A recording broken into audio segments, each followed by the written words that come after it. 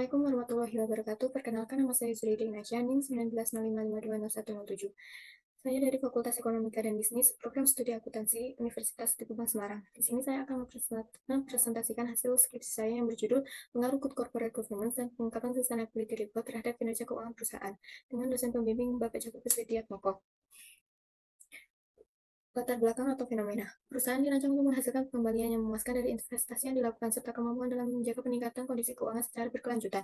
Untuk mencapai tujuan secara maksimal, perusahaan perlu berada dalam kondisi keuangan yang sehat.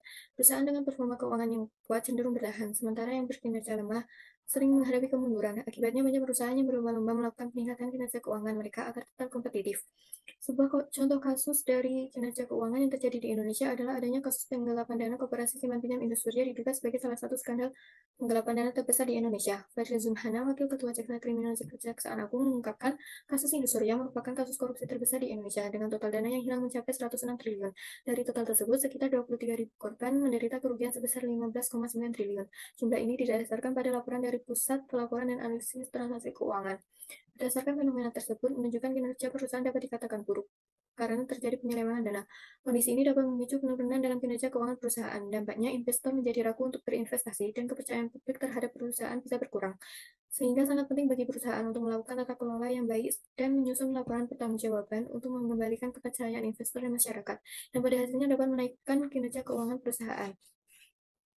Menurut Johnson dan McLean, teori agensi menjelaskan bahwa kaitan agensi tercipta saat seseorang atau beberapa orang mempekerjakan individu lain guna menjalankan tugas tertentu dan menyerahkan hak dalam membuat keputusan kepada agen tersebut. Teori ini berfokus pada isu-isu agensi yang timbul akibat pemisahan antara manajemen kepemilikan perusahaan.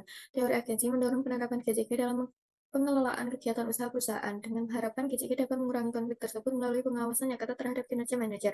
Dengan mekanisme GCK yang efektif berperan sebagai alat untuk menegakkan disiplin pada manajer agar mereka mematuhi kesepakatan yang telah dibuat. Dengan penerapan tata kelola yang berlandaskan pada prinsip-prinsip GCK, harapannya adalah untuk mengurangi kesenjangan yang terdapat di dalam perusahaan, yang pada akhirnya meningkatkan kinerja perusahaan.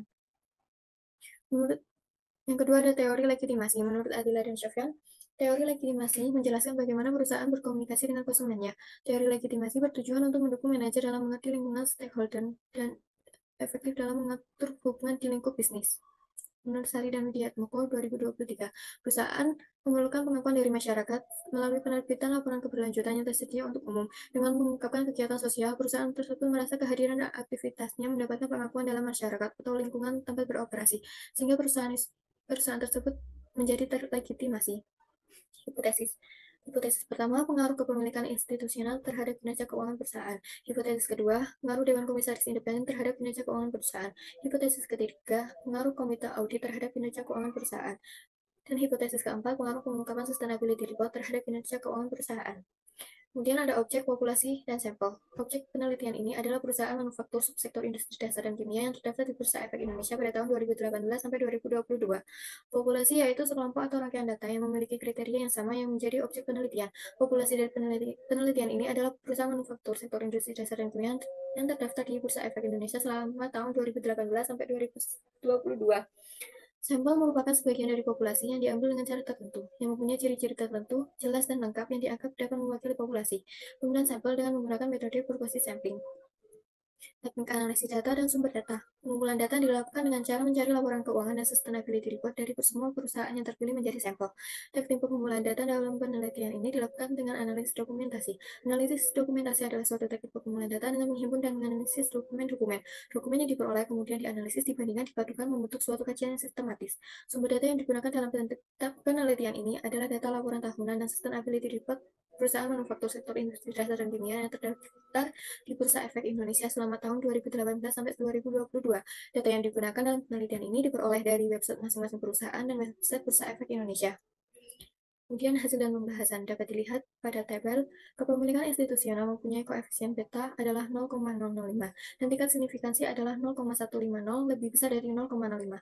Variabel Dewan Komisaris Independen memiliki koefisien beta adalah minus 0,010 dan tingkat signifikansi 0,129 yang lebih besar dari 0,05. Variabel Komite Audit mempunyai koefisien beta adalah minus 0,001 dan tingkat signifikansi 0,712 yang melebihi nilai ambang batas sebesar 0,05. Variabel pengungkapan sustainability report mempunyai koefisien koefisien beta adalah 0,012 dan tingkat signifikansi 0,007, lebih kecil dari 0,05. Variabel kontrol ukuran visual dengan nilai koefisien beta adalah 0,000 dan tingkat signifikansi 0,161, melebihi ambang batas 0,05. Kemudian kesimpulan, berdasarkan pada pengujian yang telah dilakukan, maka dapat disimpulkan sebagai berikut. Kepemilikan institusional tidak berpengaruh terhadap kinerja keuangan. Hal ini berarti semakin tinggi kepemilikan saham institusional tidak dapat mempengaruhi kinerja keuangan perusahaan. Dewan Komisaris Independen tidak berpengaruh terhadap kinerja keuangan. Hal ini berarti semakin besar Dewan Komisaris Independen dan pengawasan yang dilakukan tidak mempengaruhi kinerja keuangan. Yang ketiga, komite audit tidak berpengaruh terhadap kinerja keuangan. Hal ini berarti besar atau kecilnya suatu komite audit tidak akan mempengaruhi peningkatan kinerja keuangan perusahaan. Yang keempat, pengungkapan sustainability report berpengaruh terhadap kinerja keuangan. Hal ini menunjukkan bahwa pengungkapan sustainability report akan meningkatkan citra yang baik dan kepercayaan investor kepada perusahaan, sehingga perusahaan akan memperoleh modal yang dibutuhkannya. Yang kelima, ukuran perusahaan sebagai variabel kontrol tidak berpengaruh terhadap kinerja keuangan. Hal ini menunjukkan bahwa besar kecilnya perusahaan tidak mempengaruhi kinerja keuangan perusahaan. Keterbatasan dan saran. Keterbatasan penelitian. Berdasarkan penelitian yang telah dilakukan, terdapat keterbatasan yang mempengaruhi hasil penelitian ini. Keterbatasan tersebut antara lain, yang pertama, penelitian ini hanya menggunakan perusahaan manufaktur sektor industri dasar dan kimia periode 2018 sampai 2022. Yang kedua, pengujian koefisien determinasi atau F2 hanya memperoleh hasil 8,0%. Berarti sisanya 92% dapat dijelaskan oleh variabel lain yang dapat mempengaruhi kinerja keuangan, tetapi belum dipertimbangkan dalam penelitian ini. Saran. Pada penelitian yang telah dilakukan, maka saran yang dapat diberikan antara lain, yang pertama, untuk penelitian selanjutnya diharapkan dapat menambahkan sektor penelitiannya sehingga hasilnya dapat digunakan untuk setiap sektor perusahaan dan menambah jangka waktu penelitian. Yang kedua, penelitian selanjutnya diharapkan untuk menambah variabel lain yang dapat mempengaruhi kinerja keuangan. Sekian presentasi dari saya. Wassalamualaikum warahmatullahi wabarakatuh.